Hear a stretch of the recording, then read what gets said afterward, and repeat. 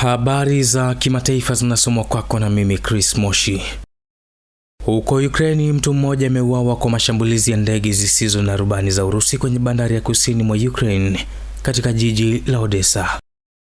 Kwenye mashambulizi hayo, watu wengine 14 wamejeruhiwa wakiwemo wafanyakazi watatu wa uokoaji, na hayo ni kwa mujibu wa mamlaka ya serikali za mitaa. Ofisi ya mwendesha mashtaka wa kikanda imeandika kwenye jukwaa la Telegram kwamba Urusi ilirusha takriban droni 10 katika jiji hilo na kusababisha uharibifu kwenye jengo la ghorofa 23, taasisi ya elimu na makazi kadhaa.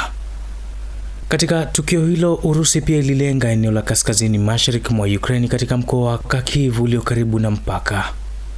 Kulingana na wapelelezi wa raia, watu 4 walijeruhiwa na moto mkubwa ulizuka katika shambulio hilo. Jeshi la anga la Ukraine limesema Urusi ilirusha jumla ya ndege zisizo na rubani 86 na kati ya hizo 70 zilizuiwa kwa kutumia mifumo ya kielektroniki.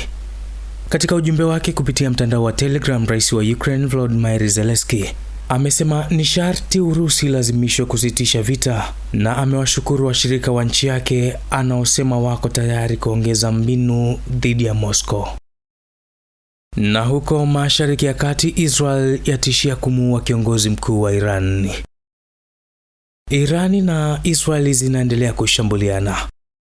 Hospitali moja kuu imeharibiwa katika mashambulio yaliyofanywa na Irani mjini Tel Aviv, na makazi ya watu pia yameshambuliwa. Kwa jumla ya watu 240 wamejeruhiwa na uharibifu mkubwa umefanyika katika mji wa Tel Aviv.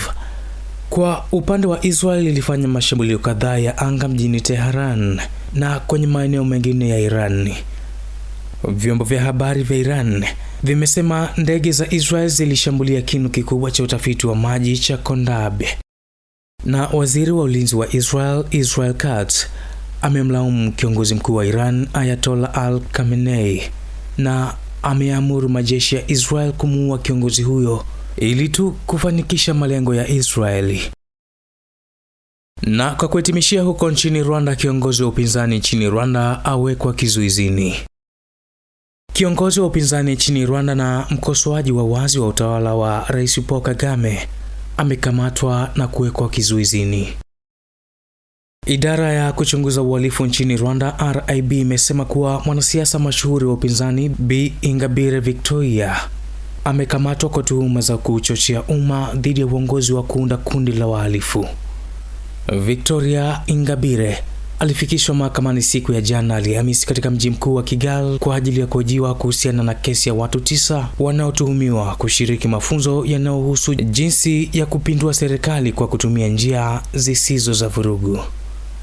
Ingabire, ambaye anaongoza chama cha Dalfa Umurinzi ambacho hakijasajiliwa, alirejea nchini Rwanda mwaka 2010 kutoka uhamishoni nchini Uholanzi akiwa na nia kushindana na Rais Paul Kagame katika uchaguzi wa urais, lakini alizuiliwa kwa tuhuma za kupinga kutokea kwa mauaji ya kimbari nchini Rwanda.